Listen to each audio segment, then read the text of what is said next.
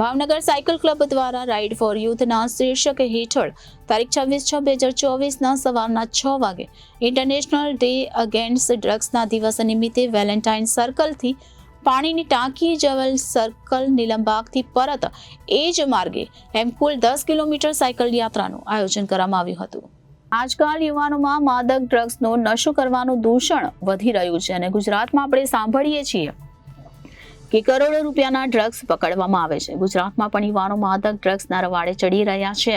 ત્યારે આ સાયકલ યાત્રાનો મુખ્ય ઉદ્દેશ યુવાનોને માદક ડ્રગ્સના સેવનથી દૂર રહે, જેના અભિયાન રૂપે નો ડ્રગ્સ ઇન સિટી દરમિયાન દિવસ નિમિત્તે સાયકલ યાત્રા યોજાઈ હતી. આમાં ભાવનગર સાયકલ ક્લબના મેમ્બર, ભાવનગરના સાયકલિસ્ટ અને ભાવનગર એસઓજી પોલીસના કર્મચારીઓ અને અધિકારીઓ આ સાયકલ યાત્રામાં જોડાયા હતા અને ફ્લેગ ઓફ એસઓજીની ટીમ દ્વારા કરવામાં આવ્યું હતું.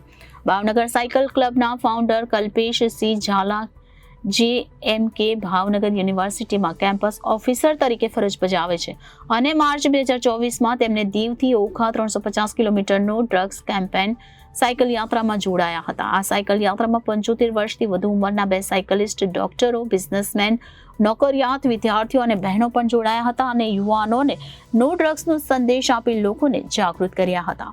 Bureau report Janadesh news Bhavnagar.